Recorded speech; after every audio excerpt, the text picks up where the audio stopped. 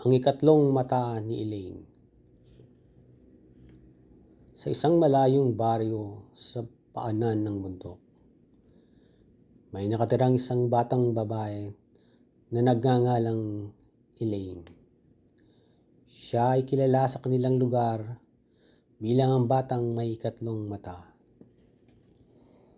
Hindi ito literal na mata, kundi isang pambihirang kakayanan na makakita ng mga bagay na hindi nakikita ng ordinaryong tao. Nakikita niya ang mga espiritu, ang kinabukasan, at ang mga lihim ng nakaraan. Noong bata pa si Elaine, natuklasan niya ang kanyang kakayahan nang makita niya ang multo ng kanyang yumaong lola sa kanilang hardin. Noong una, natakot siya. Ngunit nang kausapin siya ng kanyang lola at sabihin, "Huwag kang matakot, apo. Gamitin mo ang iyong regalo para makatulong sa iba." Nagbago ang takot niya sa determinasyon. Lumaki si Elaine na may malalim na pangunawa sa kanyang kakayahan. Hindi niya ito ginamit upang takutin ng iba, kundi upang ipagbigay ng liwanag sa kanilang komunidad. Tuwing may nawawalang gamit o alagang hayop, siya ang unang tinatakbuhan ng mga tao. Ngunit hindi lahat ay natutuwa sa kanyang kakayahan. May ilan sa baryo na natatakot sa kanya. Iniisip na siya ay isang malas o may sumpa. Isang araw, may kumalat na balita sa baryo.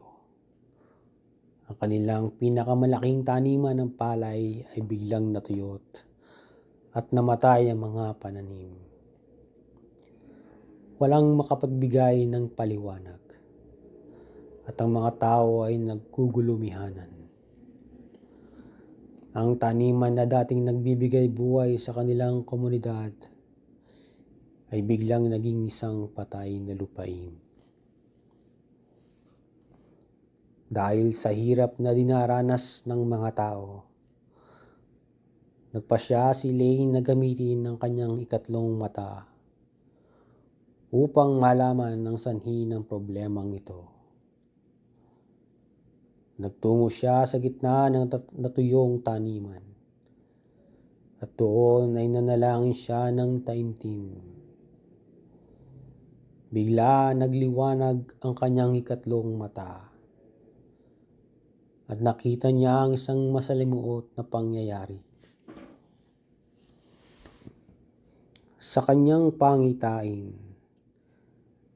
nakita niya ang isang matandang espiritu na nagngangalang Kapitan Bitoy. Isang dating pinuno ng baryo na namatay nang hindi nagbibigay ng kanyang huling hiling.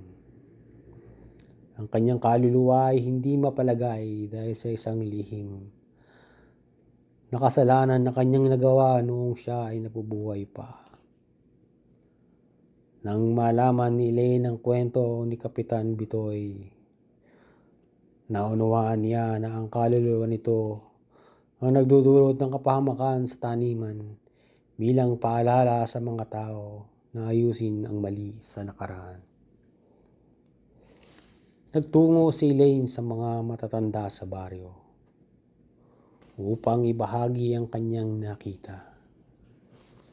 Una, may ilan na nagduda sa kanya. Paano mo malalaman ang mga bagay na ito? Baka haka-haka mo lang yan. Sigaw ng isang matandang lalaki.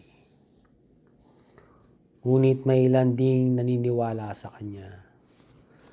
Lalo na mga matatanda na nakakaalala kay Kapitan Bitoy at sa madilim na bahagi ng kanilang kasaysayan.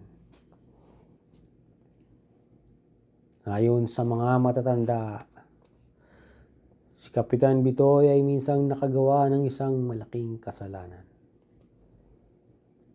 Ang pagpatay sa isang inosenteng tao dahil sa maling hinala. Ang krimeng ito ay tinago sa loob ng maraming taon. Ngunit ang espiritu ni Kapitan Bitoy ay hindi matahimik dahil hindi pa siya napapatawad ng baryo. Dahil dito, nagpasya mga tao na magsagawa ng isang ritual upang bigyan ng kapayapaan ng kanyang kaluluwa. Sa gabing iyon, nagtipo ng buong baryo sa gitna ng taniman. Nagsindi sila ng mga kandila, nagalay ng pagkain, at sabay-sabay na nanalangin. Si Elaine, bilang tulay sa pagitan ng mundo ng mga buhay at patay, ay nagsimula ng isang panalangin upang hilingin ng kapatawaran para kay Kapitan Bitoy. Unti-unti, lumitaw ang kanyang espiritu sa harap ng lahat. Hindi na ito mukhang galit o puno ng puot, kundi ang isang matandang kaluluwa na uhaw sa kapatawaran.